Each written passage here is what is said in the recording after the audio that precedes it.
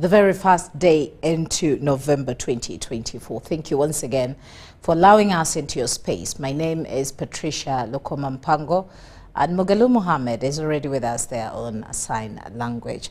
Let us start off with the Presidential Press Unit, where President Yoweri Kaguta Museveni has officially opened the new All Saints Cathedral at Nakasero, Kampala, during which the event he contributed 100 million shillings and pledged 1 billion shillings, not in cash, towards the completion of the remaining works at the cathedral. President Museveni asked Christians to embrace talents and live as living examples to others. Let's hear more from Deborah Namamonde. Songs of praise and worship welcomed Christians as invited guests who gathered in immunity before the Lord at All Saints Cathedral, Nakasero, Kampala, to witness the official opening of the newly built All Saints Cathedral, Nakasero Church.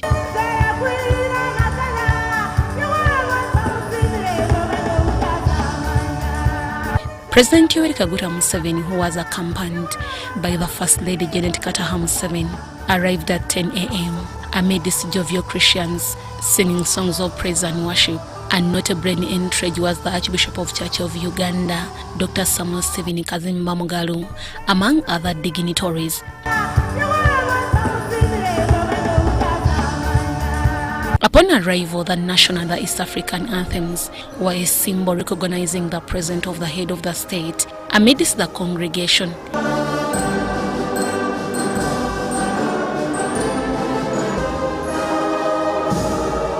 In his speech, President Yoweri Kaguta Museveni applauded the building committee and the Christians for the tremendous work done towards the construction of the cathedral. When we came from our fightings, I was surprised to find that the Archbishop of the Church of Uganda, of which I am a member, was not based at Namirembe. Because for me, I knew the headquarters of the Church of Uganda was in Namirembe. No, by the time we got rid of Idi Amin, there was Wani. Wani was the one in charge at that time. Then I heard that he was an exile in the Kasumoro Church, the one with this All Saints of the Europeans. But it's good. You, the modern Church of Uganda people, have given the Archbishop a befitting cathedral. President Museveni, however, challenged the Christians towards embracing talents and living exemplary to others. But the parable of the Good Samaritan showed that your tribe did not matter, your religion did not matter. What mattered was what you did. I don't know whether the churches copied our example. They started the Interreligious Council. I don't know whether you followed our example or you had done it before. I don't remember. But I congratulate you for having the Interreligious Council.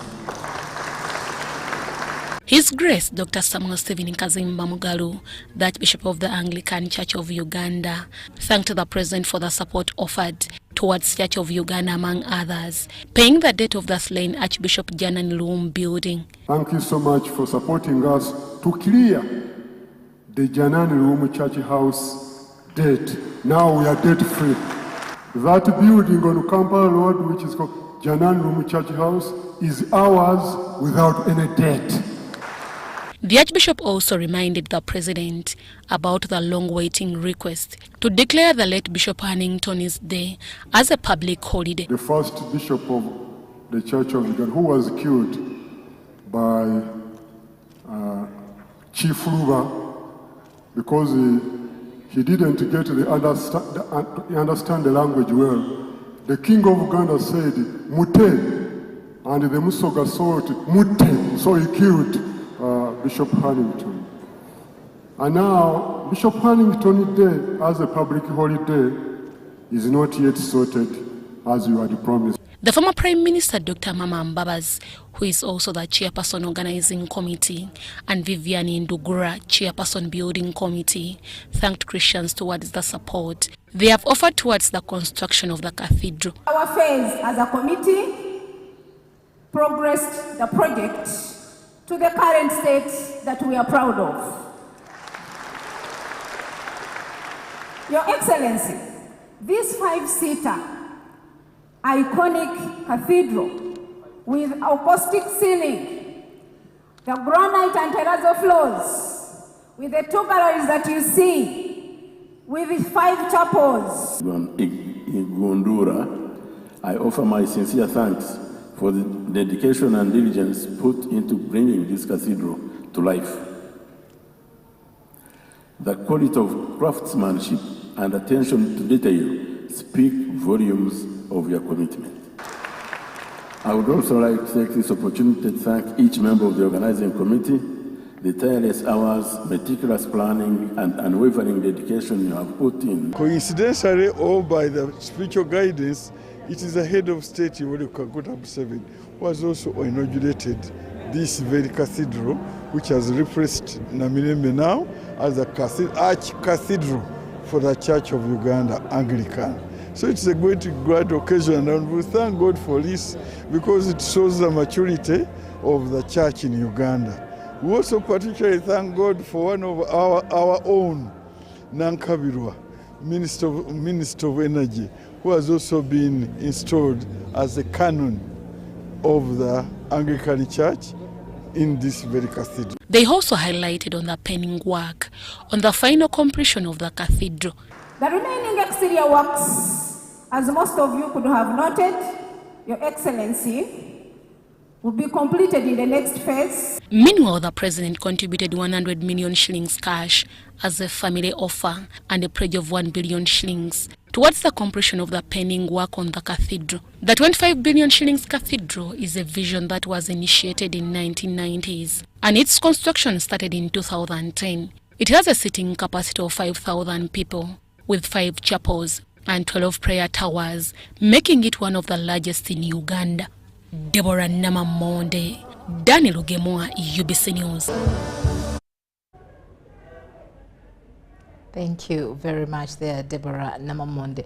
Now, Venerable Canon Jackson Frederick Balwa has been consecrated as the newly Assistant Bishop of Kampala Diocese. At the consecration was also the consecration of new deacons and canons of Kampala Diocese. Among the canons was the Minister for Minerals, Ruth Nankabirwa, who was consecrated on the position of public relations. The service of consecration held at All Saints Cathedral, Nakasero, was led by the Archbishop of the Anglican Church in Uganda, Dr. Samuel Stephen Kazimba Mugalu. Bishops from dioceses that constitute the Church of Uganda, relatives and friends of Venerable Canon Jackson Frederick Bara, and other lay leaders have gathered at All Saints Cathedral, Nakasero, as witnesses during the consecration of their owns. The service of consecration was led by the Archbishop of Church of Uganda, Dr. Samuel Stephen Kazimba Mugalu, and the Assistant Bishop of Kampala Diocese, Right Reverend Hanning Tony Mutebi. No man put us under. So it's our prayer, Father, that you keep them together as they do this work you have entrusted to them. The consecration for the Assistant Bishop of Kampala Diocese was led by Archbishop Kazimba Mugalu, where Venerable Canon Jackson Frederick Bara took oath of allegiance and office as Assistant Bishop. After taking oath and changing dress code, Bara was later sat as the full Assistant Bishop of Kampala Diocese by the Archbishop of Church of Uganda. Grant to your servant Frederick Jackson Bara such grace that he may be ready to spread abroad your gospel of reconciliation. Amidst the service was the consecration of the 5 diaconaries by the Assistant Bishop of Kampala Diocese, Right Reverend Hanning Tony Mutebi, who also took oath of office before the Archbishop and the congregation. Be ready with all faithful diligence to banish and drive away all erroneous and strange doctrine like homosexuality, lesbianism, secularism, materialism. I am ready, the Lord being my helper. At the same time, Nobathi Muhaire, Canon for Legal Affairs, Right Honorable Dr. Ruth Nankabirwa Seguja, appointed lay canon for public relations, and Vivian Ndugura, canon for finance and investment, among others, also took oath of office as canons of Kampala Diocese. Canon Dr. Ruth Nankabirwa, I present this certificate to you as a simple symbol of your office as a canon of All Saints Cathedral. In the name of God the Father, and of the Son, and of the Holy Spirit. Amen. Right Reverend Bishop Alfred Ora from Lango Diocese was the guest preacher who highlighted the importance of the cathedral and called upon the church to aim at preaching the gospel to the people living on the streets of Kampala. This church must go out to these drug addicts with the gospel of salvation and to reach out to them. And the youth today, the addiction of drugs are in the increase, and we need this church to reach out to them. President Museveni at the consecration gave Bishop Barwa a brand new Land Cruiser car to use his pastoral ministry. Here for the bishop, for the assistant bishop.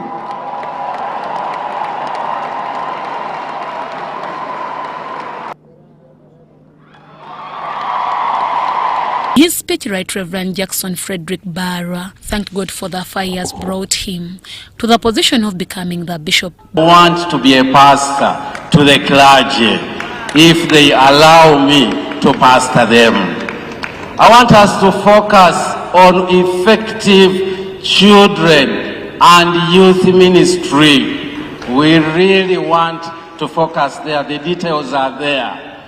It would be a desire to focus on intentional discipleship, the need for the hour. We have many challenges, heretic teaching in the city. We need to equip people to reach out. The way to go is to disciple people to grow through small groups. The consecration of Right Reverend Jackson Frederick Barwa as the Assistant Bishop of Kampala Diocese comes at a time when the then Assistant Bishop, Right Reverend Hannington Mutebi, asked for earlier retirement as Bishop earlier this year. Bishop Jackson Frederick Barwa is the 15th Bishop of Kampala Diocese. The opening of All Saints Cathedral Nakasero Church and the consecration of the Assistant Bishop of Kampala Diocese and other leaders comes at a time when the Church of Uganda is celebrating the All Saints Day, which is celebrated every 1st November every year. Deborah Namamonde, Viola Nansubuga, UBC News. Some apostles. Well, that was the consecration service there, and we have all heard from the newly consecrated Assistant Bishop of Kampala Diocese of the Church of Uganda. Now, one of a presidential press unit story that is still in the pipeline is where President Yoweri Museveni assured the National Resistance Movement Parliamentary Caucus that since coming into power in 1986, his government has been working for socio-economic transformation of Ugandans. Now, this parliamentary caucus was led by the government chief whip, who is Honorable Dennis Hamson Abua at his Kisuzi farm in Gomba district. We will be bringing this story within this bulletin, so way to embrace it. Now, moving ahead with the Prime Minister, United Arab Emirates investors have promised to partner with the government of Uganda. And of course in the area to process garbage into valuable products like clean energy, fertilizers and fuel. This follows a visit by the Prime Minister of Uganda, Robinah Nabbanja, at their processing plant at the Emirates of Sharjah in the United Arab Emirates. Let's hear more in this report. Prime Minister of Uganda, Robinah Nabbanja, is on an official visit to represent the President at the 3rd UAE-Uganda Business Forum. This morning, the Prime Minister visited a garbage processing plant a Salja Emirates, which turns waste into valuable products. We produce around 500 tons of alternative fuel every day that is shipped to cement factories to replace coal and pit coke. We also produce material that replaces diesel in cement factories, in the main burners. We recycle the tires. Also in that cluster, we recycled so far around 16 million tires. During her guided tour of the project, the Prime Minister was informed that this plant treats about 1,000 tons of garbage daily, which translates into 30 megawatts of power of clean energy, enough to power 28,000 households. The truck would go onto a weighbridge to get weighed so that we would know how much waste came in. And then the waste will be unloaded inside this big building that you saw while coming here, which is called the waste bunker. This is where we store the waste. And then the waste is taken from that bunker into the boiler where it gets combusted. And then the whole idea is to use that heat to generate electricity. And this is what we do. The Prime Minister's visit follows a tragedy that befell Uganda when Kite's landfill collapsed, killing 35 people and properties worth millions destroyed. We were made aware of the unfortunate incident that happened, and we send our condolences to all those that unfortunately lost their lives in that incident. And rest assured that as the Emirate of Sharjah, the government of Sharjah with its champions like BIA, we will do whatever is needed in order to provide you with the best services and technology. Nabanja was accompanied by the State Minister for Foreign Affairs, John Mulimba, Uganda's ambassador to UAE, Zake Wandume Kibedi, and KCC Acting Executive Director, Frank Nyakana Rusa. This sits on how many acres of land? 80 acres. 8. 80. 80. The plant itself is on maybe 5 acres. Yeah. Yeah. So for us, we have organic material. We are struggling to see that we get the best technology to work on our waste management. So that's why I came with the person in charge of KCCA. Because we have had this waste accumulate over so many years, there is a fear, some people have told us as scientists, that if you keep it accumulated for a very long time, the methane that you're building there could even be an explosive. It's a volcano in the making. And one day it can really cause a problem. So we are in the move of trying to decommission that place and completely take our people away.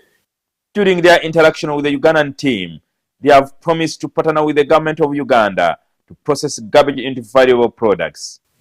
And we're excited to explore how we can partner and not just solve the problem, but also make it commercially attractive for the government too. Yes. Because now here Sharjah government is also making return now from the waste. So we will really look forward to working with you. We respect private partnership. Our economy theme is a private sector-led economy. Okay. And so when you come, all the ground is set. We look forward to receiving you very soon when you come to Kampala. That we have a young population in Uganda, skillable, and Sharjah has set up an international polytechnic, which is skilling Ugandans. So, Prime Minister Zemukasase. And before the end of the year, the Arab investors are expected to step foot in Uganda to start on the process of turning garbage into gold in various cities in Uganda. You hire me. You know I'm a hard worker. I would like to already propose, as I said to His Excellency the Ambassador, that we visit Uganda as soon as humanly possible. If you allow us to bring the team of experts. Yeah. Uganda is an agricultural country, and so we have a lot of food. We can partner. You can become a nuclear farmer. We can give you land. We are looking at feeding the world, because anything can grow in our area with minimal irrigation. You can even grow without irrigation. This is from France. This is a French-German technology. Let's go. Let's go. Now, Professor Kithure Kindiki has officially assumed office as Kenya's deputy president, succeeding Rigathi Gachagua, who was impeached for constitutional breaches. Kindiki's swearing-in ceremony, led by Chief Justice Martha Koome, was held at the Kenyatta International Convention Center. His appointment followed a court struggle with a 3-judge panel lifting a suspension on his nomination to ensure continuity. President Ruto praised Kindiki for his intelligence and commitment to the bottom-up economy agenda, expressing hope that his voice would strengthen government initiatives. Deputy President designate to come forward.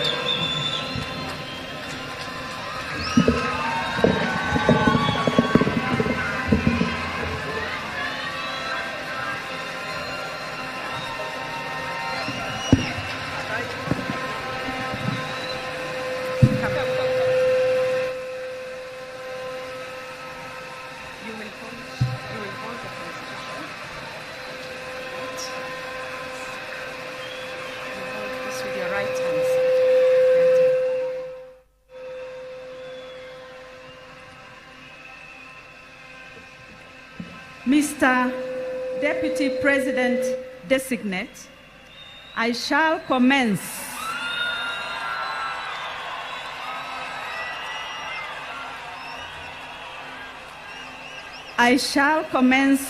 with the administration of the first oath, which is the oath of allegiance of the Deputy President. Kindly repeat after me. I, Kithure Kindiki,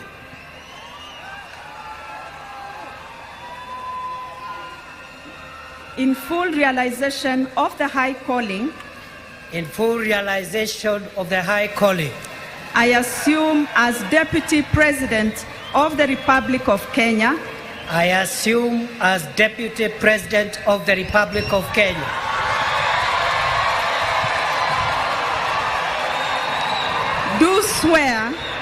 do swear that I will be faithful and bear true allegiance to the Republic of Kenya, that I will obey, preserve, protect, and defend this Constitution of Kenya, as by law established, and all other laws of the Republic, and that I will protect and uphold the sovereignty, integrity, and dignity of the people of Kenya. So help me God.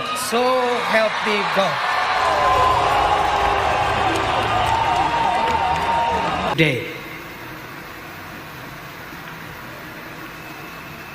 I'll say that I am grateful to Almighty God who orders the steps and the affairs of every human being on earth.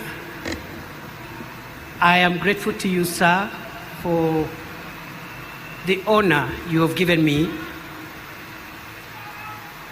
to serve under you. Your Excellency, I've been your political student for nearly 20 years now, and nothing in the political space has helped me to pick up lessons more than the years that I have worked and served around you in various capacities. Therefore, Your Excellency, I'm grateful for the honor which you have given me. I am proud to witness the swearing-in of the Honorable Abraham Professor Kithure Kindiki as the third Deputy President of the Republic of Kenya under the 2010 Constitution. I know him as a dedicated professional whose commitment to excellence has helped us overcome daunting challenges, and as a tireless public servant on the path of national leadership. Abraham is also a patriot whose dedication to cohesion, national unity, and inclusivity is beyond reproach, an effective champion of peace and stability, and across every part of our country, and a loyal steward of our bottom-up economic transformation agenda, whom together with many others we crafted to take our country to the next level. Congratulations, Professor Kithure Kindiki. Now, with 4 days left to the U.S. presidential elections, we'll look at why Africa has not featured much in the foreign policy decisions leading up to the U.S. presidential elections and whether the outcomes will have a significant impact on the African continent and beyond. Hello, and thanks for having me on the show. Now, there is no doubt that the upcoming U.S. presidential election carries significant implications for Africa in areas such as economic relations, trade, security, we have climate change, health partnerships, diplomatic alliances, and many other areas, as we have seen in the recent years with the various global powers courting the continent. We've seen more and more African Leaders Summits, whether it's the US Africa Leaders Summit of 2012, the China Africa Summit, Russia, India, and many other developed countries starting to acknowledge that with its growing economic power, its young population, and resource wealth, the African continent is increasingly central to these rich nations' foreign policy, and that includes the U.S. And for Africans, they're really interested in how the next U.S. administration looks at things like AGOA, that's the African Growth and Opportunity Act, which allows duty-free exports to the U.S. for many African products. We have seen that AGOA has spurred African economic growth, job creation, but most importantly, its potential expiration in 2025. That's the coming year, next year. That leaves some level of uncertainty what will happen with it. And so continuation or expansion of such trade preferences could boost Africa's economies, while a more protectionist U.S. trade policy could limit these benefits. Also, many African nations from the east to the west to south are facing terrorism threats, and they often depend on the U.S.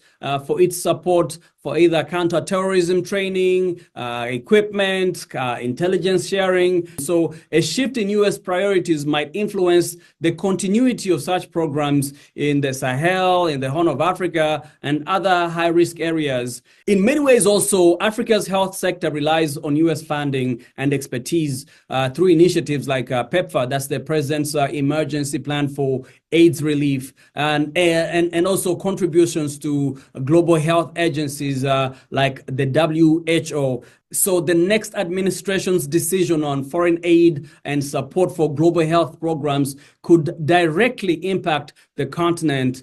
We also have areas like climate change. We know that the continent grapples with droughts and other natural disasters that are linked to climate change. And so the U.S. position on global climate action and support for green energy investments in Africa, as we've seen the past year, President Ruto asking for more investment by global powers, including the U.S., into these climate adaptation initiatives. And so the U.S. position on global climate action and support for these type of investments in Africa is essential for the continent's adaptation and mitigation of climate impacts. And as I've said earlier, the U.S. administration's approach to alliances and its stance towards countries like China and Russia and their roles in Africa will have implications for African nations.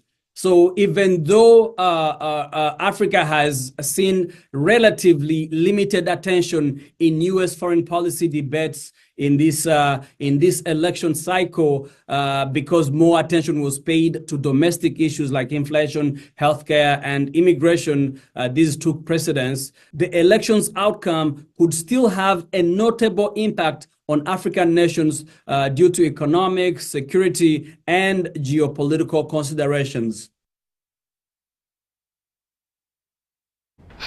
Well, thank you very much. That was Peter Byangoma from Voice of America, and of course he was giving his analysis on what is at stake for the African continent. Now, moving ahead, the Chief of Defense Forces, General Muhoozi Kainerugaba, together with the DRC counterpart, General Christian Chiwewe Songesha, have held a joint meeting on bilateral relations and defense and security for both states. The meeting is part of the Memorandum of Understanding between the governments of Uganda and the Democratic Republic of Congo to jointly fight the Allied Democratic Force rebels in the eastern DRC.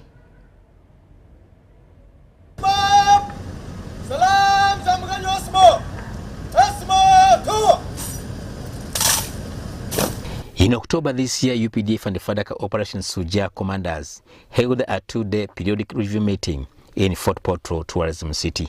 The meeting focused on assessing the progress and future directions of the joint operations in Eastern DRC. The deliberations were forwarded to the Chief of Defense Forces of both countries for review and action. The UPDF Chief of Defense Forces, General Muhoozi Kainerugaba, and General Christian Chiwewe Songesha, Chief of General Staff of FADAK Forces, have met at the Army headquarters in Mbuya to discuss the outcome of the Fort Portal Operation Suja and the future of the Joint Security Forces. The farms and gardens and the economic activity has restarted, all thanks to the achievements of Operation Suja. What we have achieved demonstrates the effectiveness of our collaboration and reaffirms our dedication to peace, to the peace and stability of our two countries and the region. The meeting yesterday between our two presidents, President Felix Tshisekedi and President Yoweri Museveni, further solidifies this position. Generals Muhoozi and Chiwewe meeting is part of the Memorandum of Understanding between the government of Uganda and Democratic Republic of Congo to jointly fight the Allied Democratic Forces rebels in Eastern DRC. As we move forward together, allow me to emphasize that we need to continue to prioritize our partnership, focusing on eliminating barriers to our shared goals as we strive to consolidate peace and security. This meeting follows one held between President Yoweri Museveni of Uganda and his DRC counterpart, His Excellency Felix Tshisekedi, during which the two presidents highlighted the substantial progress made under Operation Suja in reinforcing regional stability. Thank you, General, for the warm reception that was accorded to me. Que vous avez réservé à mon emploi et à mon équipe. Even including my delegation. Je me sens vraiment chez moi, comme d'habitude. I really feel at home. Mon général, c'est un rapprochement entre nos deux forces. This is close relationship between our forces. In attendance were senior officers including the Command of Land Forces, Lieutenant General Kanje Muhanga, Commander of UPDF Air Force, Lieutenant General Charles Okidi, Commander of Special Forces Command, Major General David Mugisha, and the Chief of Joint Staff, Major General Jack Bakasumba, among others. Haruna Mutesasira, UBC News. Thank you very much there, Haruna Mutesasira. Now, as we move on to the Iyala movement, members of the East African Legislative Assembly have overwhelmingly backed a legal proposal to regulate livestock movement across borders. This is aimed at preventing and controlling animal zoonotic diseases. This was contained in a private member's bill moved by Dr. Warder Jeremiah Odok, a regional parliamentarian from South Sudan, who sought was granted leave to process the bill. It is a region known for livestock farming across all the member states. They range from cattle, including cows, goats and sheep. Others are pigs, chicken and camels. However, the sector, which accounts for 26% of the agricultural gross domestic product, is not immune to animal disease threats. So the important aspect is that the animal diseases can also affect people, and people's diseases can affect animals. This is the reason why the East African Legislative Assembly has granted leave to Dr. Wada Jeremiah Odok of South Sudan to prepare a legal framework. As this community is celebrating 25 years of existence, it's the right time for this important sector, which is the livestock sector, to have this important bill, right, Honorable Speaker. Honorable Speaker, the livestock resources make significant economic contribution to the region, and this is estimated between 30 and 50% of the agricultural GDP. And when it comes to the national GDP, it can reach to 10 and 15%. The motion was seconded by her Rwandan counterpart, Ambassador Fatuma Ndangiza. These transboundary animal diseases are highly contagious. They can affect, animals can affect human beings, and human beings can affect animals. It seeks to regulate animal movement and prevent the spread of livestock diseases across borders. Examples are like avian flu, tuberculosis, brucellosis, coronavirus, monkeypox, which is a problem these days, tick-borne disease like Marburg, hemorrhages, chickenpox, mad cow disease, among others, right, Honorable Speaker. So the whole idea around transboundary movement of animals, regulation of transboundary movement, is about management of zoonotic diseases. This will guarantee the safety of animal products for human consumption and trade, including meat and milk. The community, as one of its principles, allows for coordination on matters of health, on matters of management of our environment. So this is the import of this bill, basically. It is very important if we have the trans-border or cross-border regulation so that we know, we also mark that this has crossed from here. If it's a particular, for instance, a disease, you know how to manage it and you can track from where it has come from. If passed and assented to by all partner states, the new law will strengthen the East African Community Livestock Policy as adopted by the Council of Ministers in 2016. It envisioned a vibrant livestock industry, contributing significantly to improved living standards of the EAC citizens, economic growth, and sustainable natural resources management by 2025. Henry Okrut, UBC.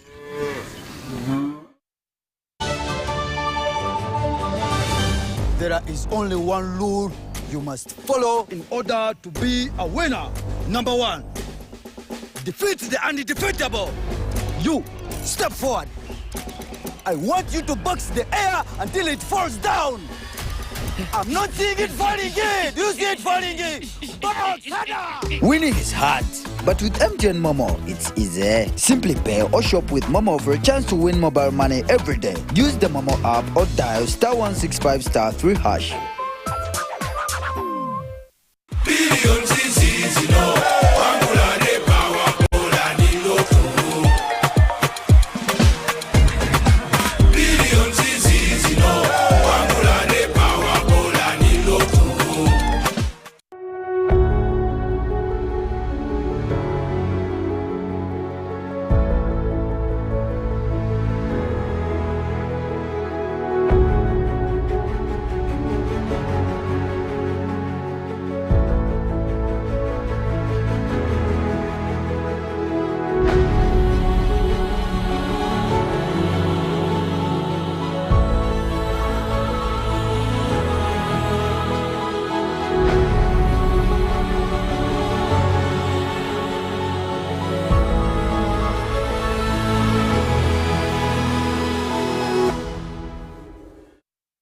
Honorable Fred Biamukama, Minister of State for Works and Transport in charge of transport, invites you to the launch of the 4-acre model campaign in the Greater Chibale District's Bunyoro sub-region. The event will take place at Chikwaya Primary School Playground, Kakumiro District on November 15, 2024, starting at 10 a.m. and will be graced by His Excellency President Yoweri Museveni. All residents, civil servants and the leaders from the districts that make up Greater Chibale, Kakumiro, Chibale, Kagadi, Chikube and neighboring areas are encouraged to attend in large numbers. This initiative, led by the President, aims to bring ordinary people into the money economy by showcasing farmers who have succeeded in the 1-acre model, 2-acre model, 3-acre model and 4-acre model. Join local leaders and residents in learning how small land can be used to enhance food security and socio-economic growth. Don't miss this opportunity to witness the transformative impact on local communities.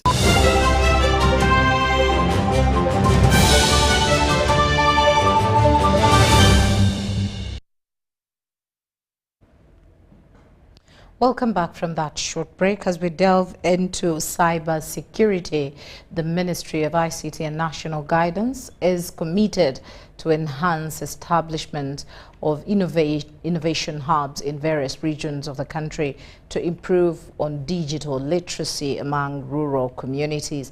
While presiding over the cyber security symposium hosted by Milima Security, Michael Oshero, the Assistant Commissioner for the E-Services at the ICT Ministry, stated that these hubs will offer cyber security risk management strategies to the targeted communities. The digitalization of Uganda's economy is encountering challenges due to limited internet infrastructure and rising cases of cybercrime. The physical infrastructure, the phones themselves, the laptops, the iPads, but it also goes beyond that, affordability of the internet itself. This exploitation of the population calls for a coordinated response from both the government through effective regulatory measures and the private sector. People to understand that this is the advantage of technology, this is the risk, this is how you should address it. We can't just assume that things are all glossy. Okay? There are so many risks and we should be able to address them. At the Cyber Security Symposium organized by Minima Security, young people, particularly those in the tech ecosystem, were engaged on strategies to mitigate cyber threats. This event marked the conclusion of the National Cyber Security Awareness Month. I think overall the objective of the month has been met, the awareness has been driven. I can only hope that the message lasts longer than today. The Ministry of ICT and National Guidance intends to leverage on established innovation hubs to engage communities on cybersecurity mitigation measures. An overview of the cyber... We call local content to make sure services are delivered in our local languages, to make sure systems are translated to our local languages. And that is why we decided to expand our innovation program regionally, such that the regional languages can be captured. An overview of the Cybersecurity Awareness Month reveals that financial institutions are the primary targets of cyber threats, while individuals in rural areas are increasingly falling victim to fraud due to new financial technologies. Abdul Nasir Lobama and Rogers Komagum for UBC, for UBC, for UBC, for UBC.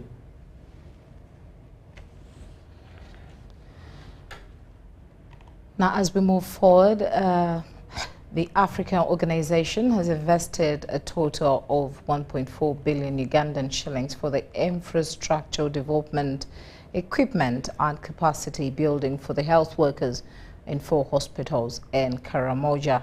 The 4 hospitals include Moroto Regional Referral Hospital, St. Kizito, Matanye, Kabang and Abim District Hospital.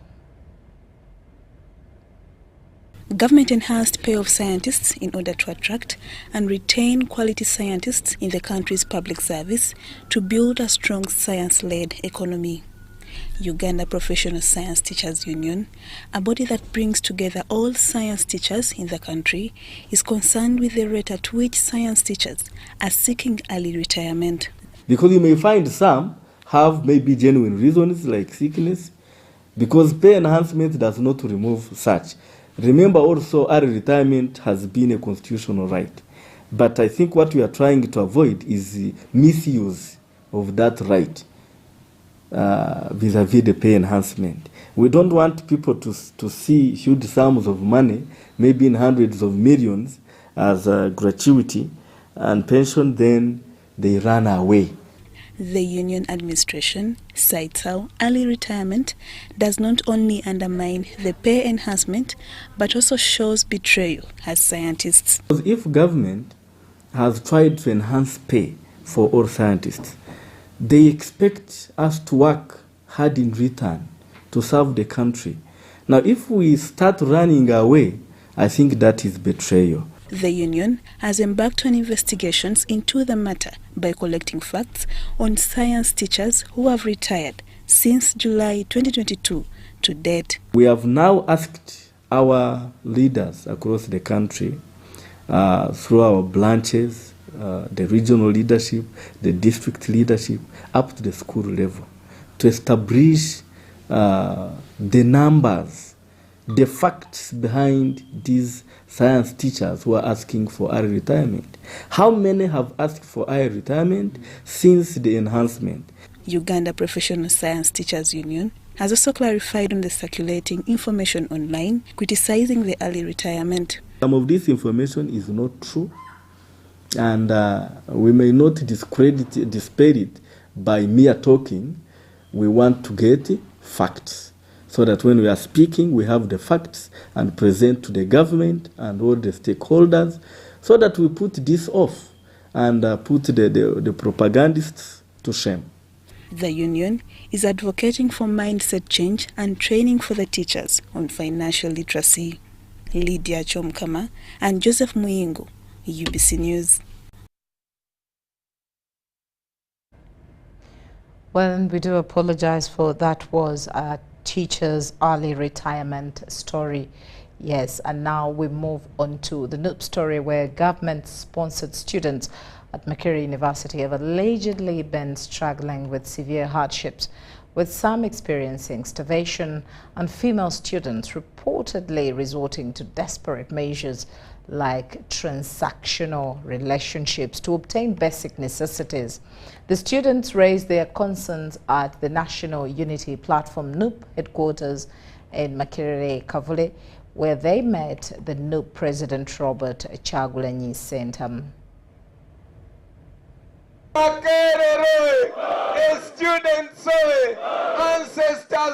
During the meeting, students from various institutions expressed their dissatisfaction with the university's leadership, claiming they felt intimidated by certain authorities, including the district police commander. They wanted that the officers, all the staff members of Makerere University, not really, but we ended up negotiating with our officers, and again, we didn't get a chance of seeing the master, nor the dean, or the Ndawangwe. Been pushed onto the wall since the semester began. We have been adequately given onto our allowances.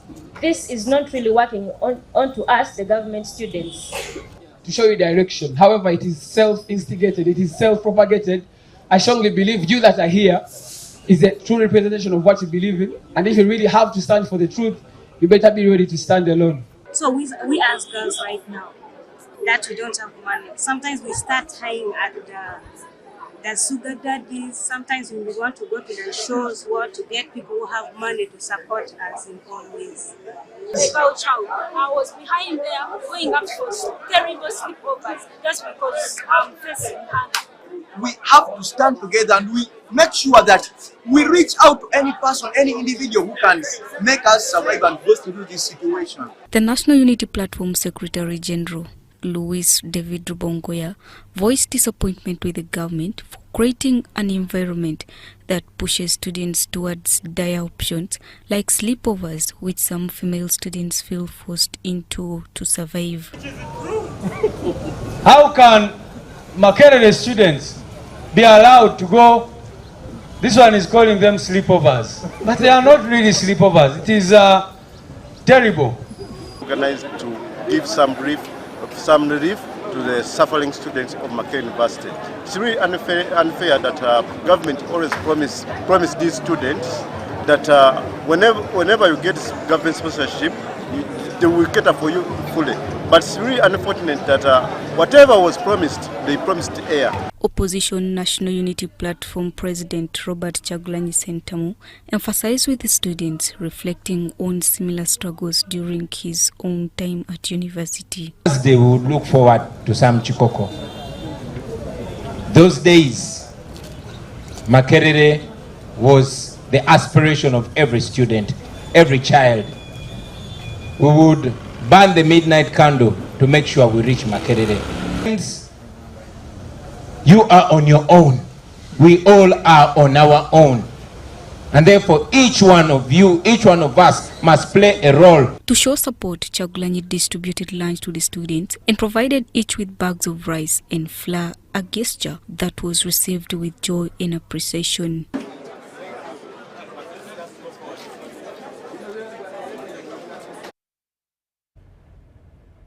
Now, pupils at Atelanga Primary School in Kapelebyong district face challenges of learning in an unfinished buildings as the ongoing classroom shortages persist.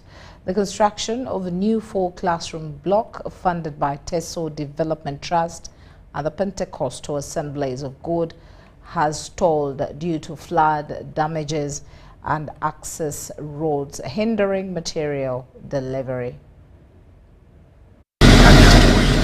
The current flooding in Teso sub-region has delayed the construction of a 4-classroom block at Atelanga Primary School in Kapelebyong district. Currently, we are now in the phase of roofing, and we already have the iron sheets ready for roofing.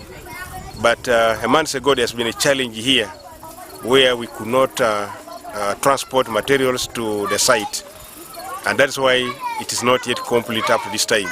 How many days make a week? 7 days make a week. This has left pupils with no choice but to continue with their lessons in unfinished facilities. We don't have enough classrooms and benches, and you can see our children are seated on benches.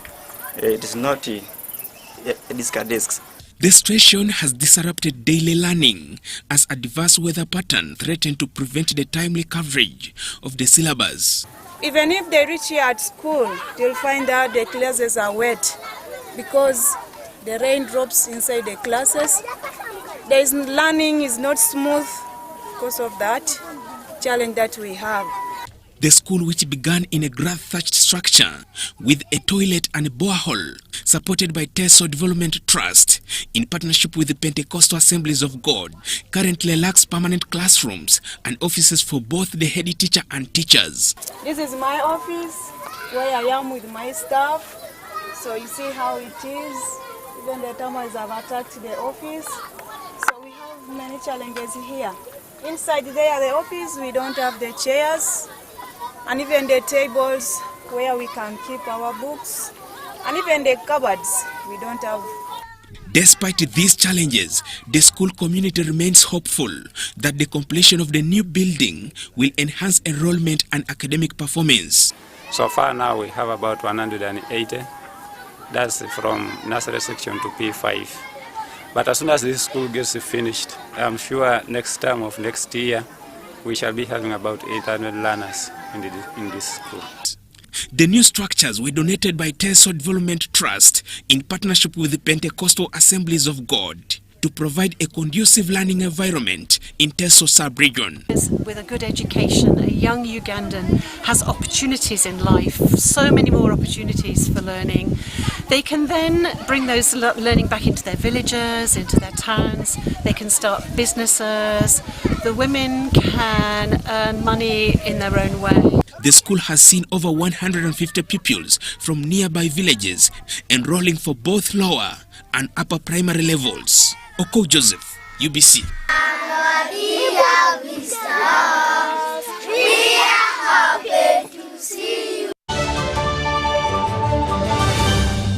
At Uganda Development Bank, we are committed to empowering communities by supporting projects that unlock excellent economic benefits for Ugandans through job creation, tax contribution, output value, and foreign exchange.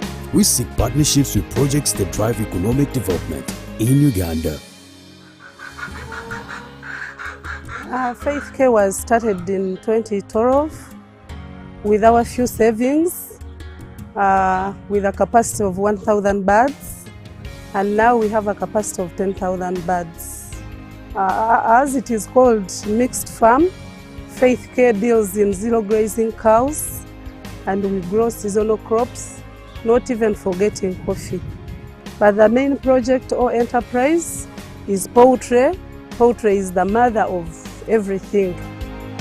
We have been facing many challenges, but the most challenging part was during COVID.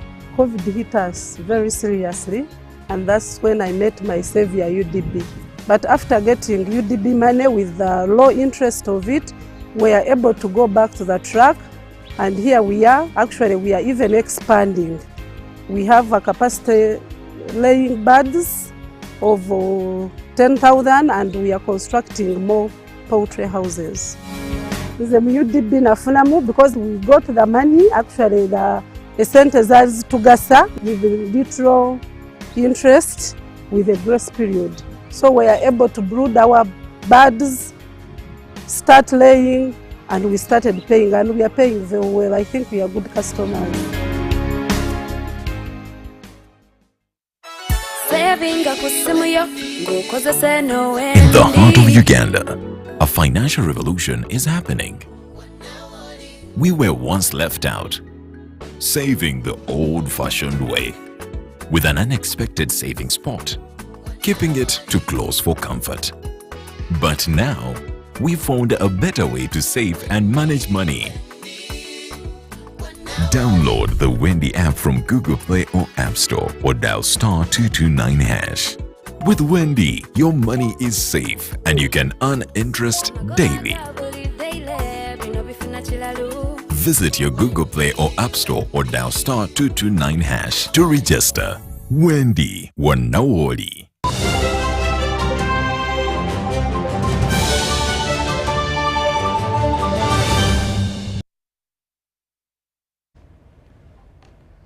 Into the world of business, food insecurity is significant among many communities in Amudat District, Karamoja Sub-region, due to the recurrent droughts that have led to the decreased agricultural productivity. Uganda, an international NGO, and Amudat District supports small-scale farmers to improve environmentally friendly agricultural practices and livestock production through agro-ecological initiatives. 87% of households in Amudat District in Karamoja Sub-region have access to land. However, low rainfall is providing an obstacle to agricultural production. TPO Uganda has introduced an agro-ecology intervention in Amudat District, empowering farmers to learn innovative methods, enhance their agricultural practices, and boost their yields. The farmers they have known about agriculture, even about the climate change. By the time when we see the climate is not okay, we know what to do. And even in addition to that, the first crop we plant, we know about the climate change. If now, for example, now this month, we have to plant maybe vegetables, and eggs, and green grams, things which can grow very fast, not affected by the sunshine. On this agroecological project, looking at the context of Karamoja, our people majorly don't appreciate the climate smart agriculture, and they don't even diversify in their crops. This initiative aims to promote sustainable farming techniques, improve crop diversity, and increase food security in the region. Previously, TPO installed an irrigation at Loro sub-county, that is in Loro parish, and this irrigation has really changed and transformed a lot of lives in Loro. The irrigation was installed during the Brisky project, which after the Brisky project we had the AXA project, that is Accelerated Climate Smart Agriculture. Farmers in Amudat District are now better equipped to manage their natural resources, adapt to climate change, and improve their overall livelihoods. I'm also one of the beneficiaries from this farm, We train ourselves from this farm. TPO Uganda has made significant strides in promoting agro-ecological practices in Amdat district through comprehensive training and sensitization programs. Mulching, they diversify. Before in Hamud that you find farmers only planted beans and maize, but through TPO now farmers are able to diversify. They have groundnuts, they have cassava, they have vegetables, variety of them. Over 2,100 farmers across 5 sub-counties in Lolo, Abiliyep, Kongorok, Acholichol have adapted organic farming methods and diversified their crops. Each sub-county boasts 70 farmers groups comprising of 30 members who are now actively engaged in agro-ecological activities. This milestone marks a significant step towards enhancing food security, improving livelihoods, and promoting sustainable agriculture in the region. Haruna Mtesasira, UBC News.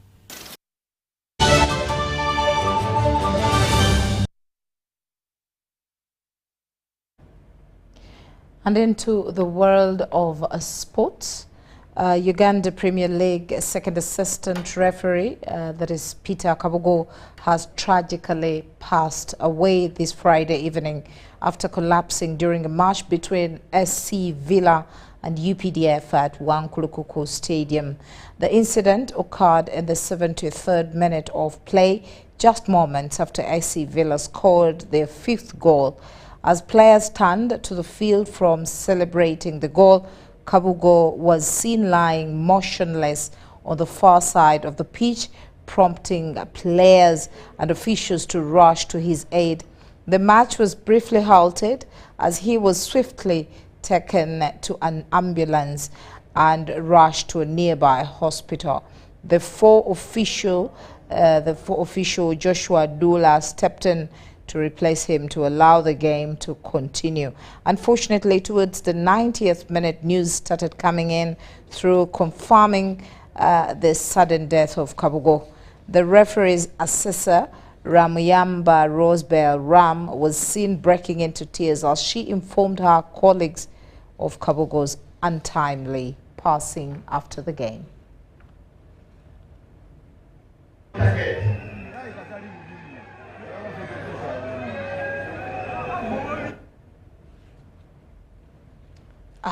Quite some sad story. May his soul rest in peace. Now, still in sports, the stage has been set. Nambole Stadium will host the finals of the 2024 Masaza Finals this Saturday. 2 matches will climax this year's tournament with nearly an early kickoff between Buwekula and Chadondo, battling for the 3rd place before the grand finale between the 2-time champions Buddu and Chagwe. We bring you the highlights of the ongoing preparations. My boys are ready. My team, we had a good game plan. We have filled our surface. It is good and it will be good for us. We hope all the best tomorrow's game.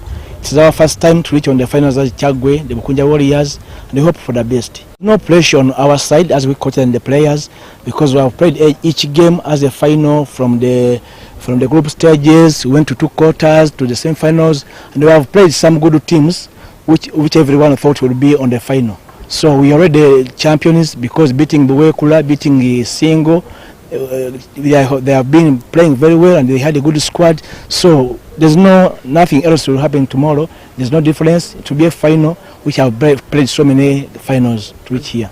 Surface is very fine. It's effective on my side because we play flowing football, attacking and defending football, and we hope to win tomorrow's game in the first half, in the early minutes. That's what our game plan is all about, and we hope for the best in tomorrow's game. We prepared very well, and we are very ready to play with Chagwe tomorrow.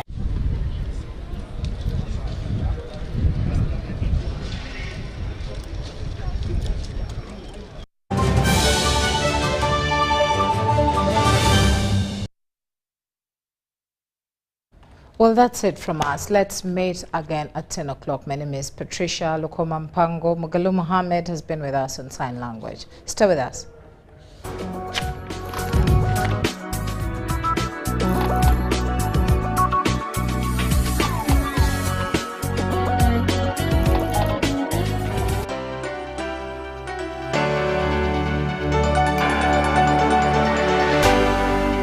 BBC, inspiring Uganda.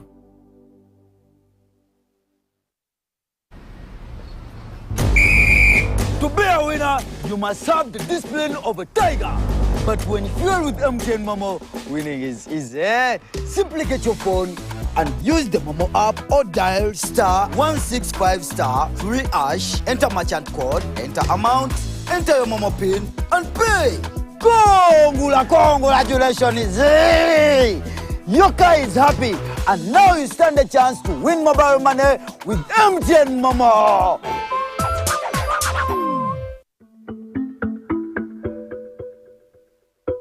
In the aftermath of crisis, hope is often found in the hands of those willing to rebuild.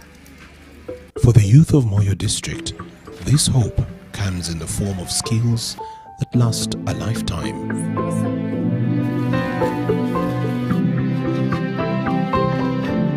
Patricia opened this restaurant last year and has been running it for months now.